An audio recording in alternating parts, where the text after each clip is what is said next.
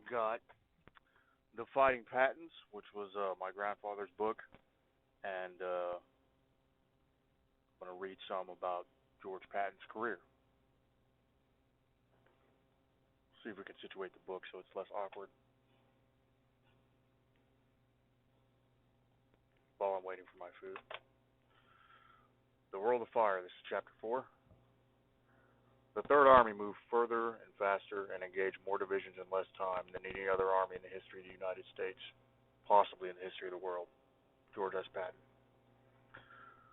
In the winter of 1944, the United States Third Army had raced across France and neighboring lands, heading for the heartland of tyranny. The mission, to destroy the powerful forces of Adolf Hitler and liberate millions of people under the iron fist of the Third Reich. As the Third Army conquered land and strategic objectives, sometimes at a 40-mile-a-day pace, their commanding general was receiving bold headlines in American newspapers rivaling those given any other field commander in the history of the United States Army.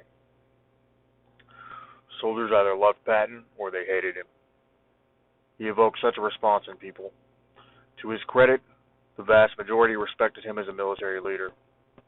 The men of the famous Third Army rode as one with Patton, and to this day, many speak reverently of having served under his command.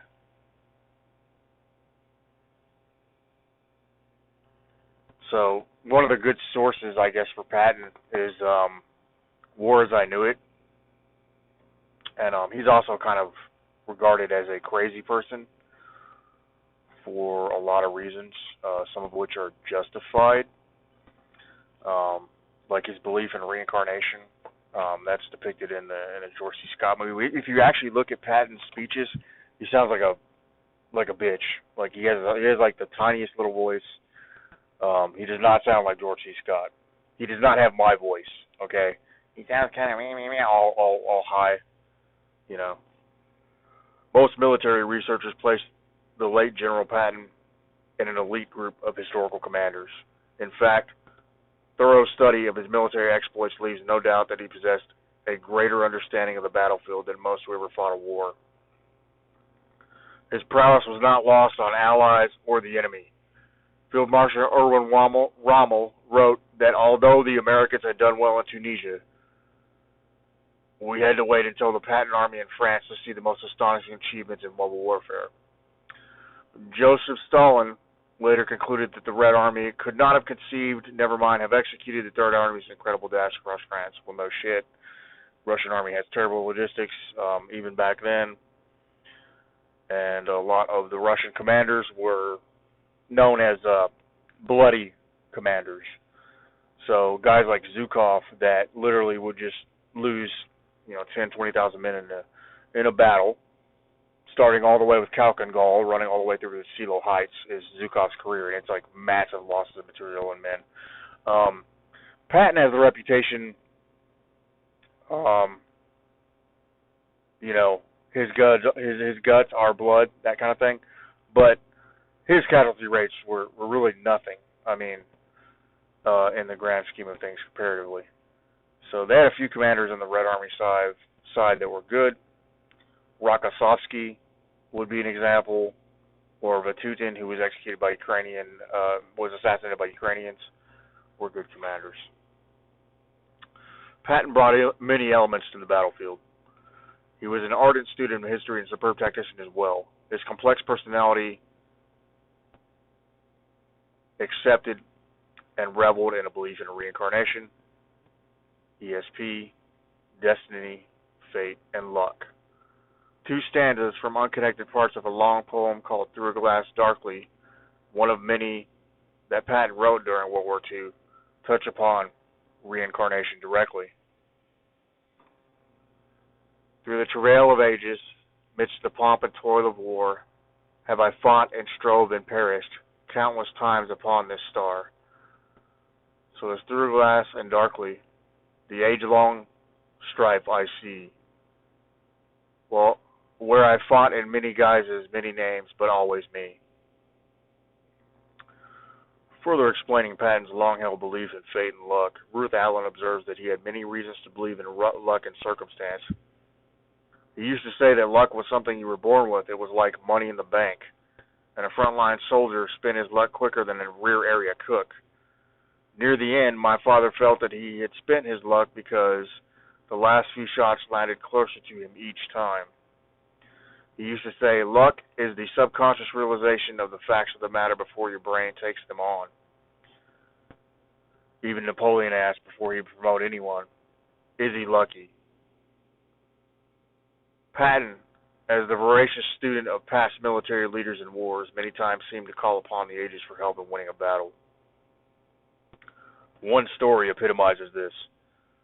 This has never been told, says George, but when my father crossed the Rhine during World War II, his main effort was a place called Oppenheim. At the time at West Point, I was studying a Napoleon campaign of 1806. This is Patton's son, for clarification, writing this. I wrote a letter to him and said, hey, you crossed where Napoleon crossed. He sent a note back saying, it's very interesting Napoleon crossed there, but I crossed in that spot because Caesar had. Then I did further research and found that Napoleon crossed there because Caesar did. The reason being that there was a hidden inlet on the west side of the Rhine. It shows the depth of study my father went through in order to do what he did. Of course, that is the famous occasion where Caesar crosses the Rhine on a bridge, raids into German territory to punish them, and then after defeating Ariovistus, and then he retreats back across, having kind of, ravaged them and all that. In every war, there are many political considerations and ramifications. In World War II, America was tied by alliances mainly to Great Britain, Canada, the Soviet Union, and to a lesser extent, others.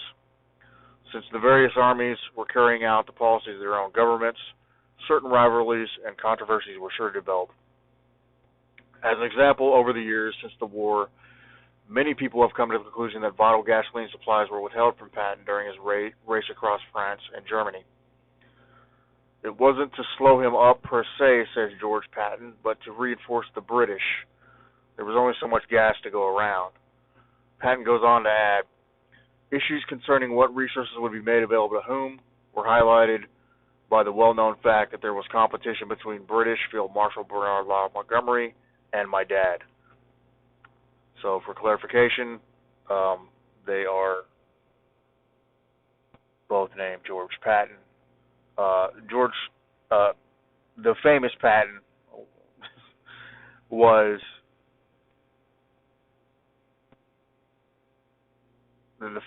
was a four-star general. Okay, the less famous Patton, his son, who ends up fighting in Korea and Vietnam, I believe, is a major general.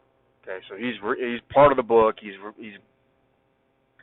giving you his insights on his father. This one chapter concludes the Patton side, or the war side. It talks about his death, and then we get into the less famous Patton and what he did.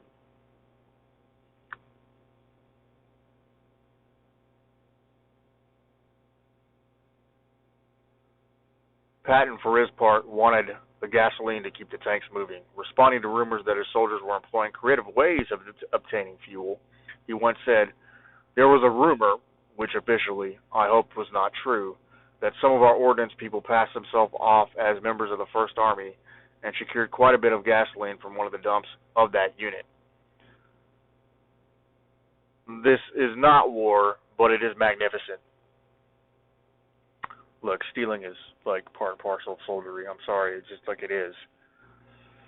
His son has given a great deal of thought to the British and American cooperation during World War II. I believe my dad felt Ike leaned over backwards to support the British, and I have to concur. Ike was selected to do that because of his well-known ability to arbitrate.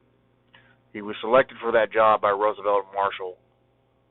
While Marshall wasn't well known to Roosevelt, he was known by many others as someone that could find solutions to complex problems and make them work. That's why Marshall was assigned as Chief of Staff. My feeling is that Ike did a pretty good job of putting things together.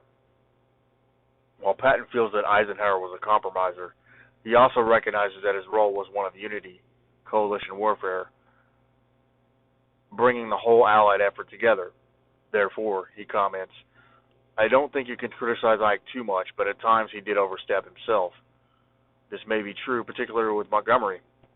The attack into Arnhem, the airborne operation called A Bridge Too Far, in a book by Cornelius Ryan, was perpetrated by Montgomery and, in my opinion, extended the war.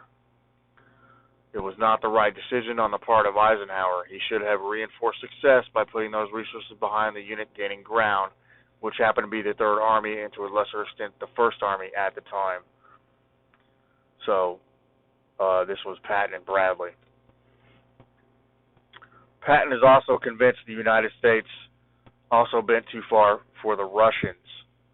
We would have gone into Berlin ahead of the Russians, and the late General James Gavin confirmed it, says Patton. Gavin was commander of the 82nd Airborne Division and the senior U.S. Army officer in the occupation of Berlin when it finally occurred. But we did it because of pressure from the Soviets. It would have been an entirely different story in that area, and most soldiers of my generation feel that way. German officers, including Hans Speidel, Rommel's chief of staff, told me they would have parted like the Red Sea for my father to take Berlin before the Russians. They preferred the Third Army to the Russians. While Eisenhower would later write, Berlin was not the most logical or desirable objective for the forces of the Western Allies. For Patton's part, when asked whether he wanted to go to Berlin, he responded in an uncharacteristically diplomatic fashion that he neither knew nor cared, barking, I am going to lick the next SOB in front of me. So, the Russians took about 400,000 casualties taking Berlin. I'm not sure how Hitler would have reacted given his defense of the city in that manner. So, it didn't make a lot of sense. Like, unless towards the end of the war, the Wehrmacht just disappeared from the Western Front and just started fighting the Russians at that very late stage, March and April 45, with the exception of the rural pocket, which was closed off. I mean, they basically were stripping everything to fight the Russians, but who knows if that would have been successful. And since the occupation zones had already been agreed upon, it wouldn't have mattered. We would have taken it and given it back to the Russians, right? Patton, as history records, had little patience or respect for the Russians. In addition to feeling they had been accorded too much room in which to operate and occupy, he simply did not trust their intentions and would have preferred not to have anything to do with the Red Army. The old man had a big mouth, and he said some awful things about the Russians, says the younger Patton. And as everyone knows, we were officially buddy-buddy with them pretty much until the Berlin airlift and the famous Fulton, Missouri speech by Churchill, wherein he said an iron curtain had descended upon Europe. But in retrospect, my father had the Russian number from the beginning, and he made it quite clear that anyone who would listen that the world would soon see only two superpowers. True to Patton's prophecy, it was the Soviet Union that had emerged from the depths of World War II to become America's chief Cold War adversary. So, obviously, after the war, there was quite the rivalry between these two countries.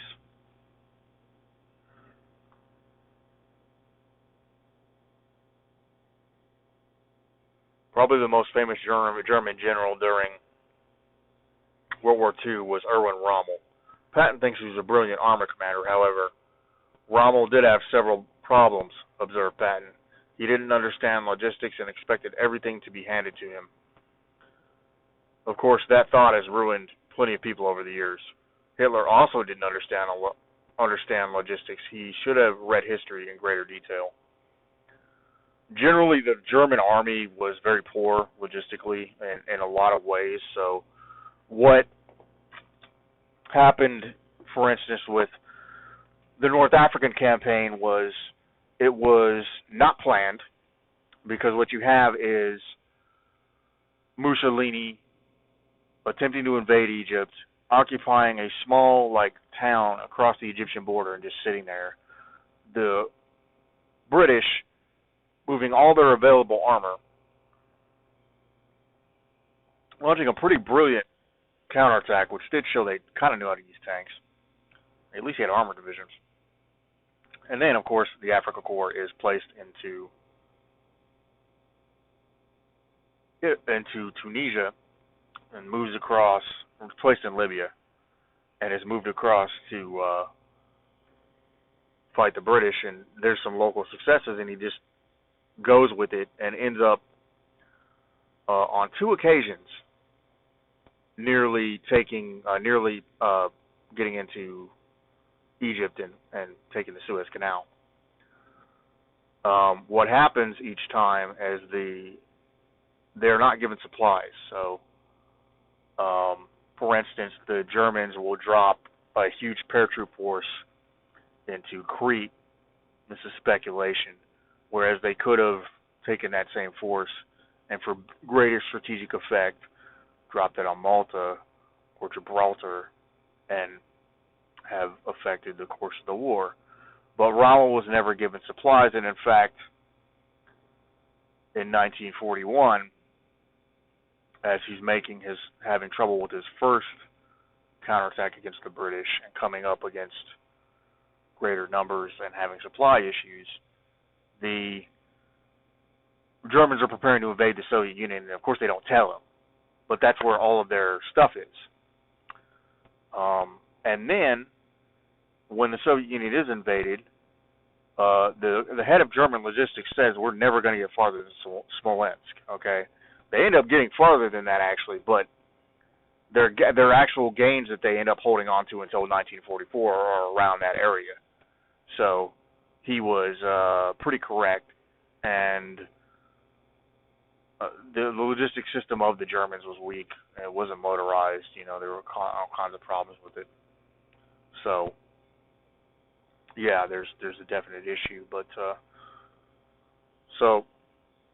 Patton famously was, one of the things he did was during the Louisiana maneuvers, which were held after the fall of France, his troops are said to have exceeded the operational limit of the actual exercise and were buying gasoline at civilian gas stations.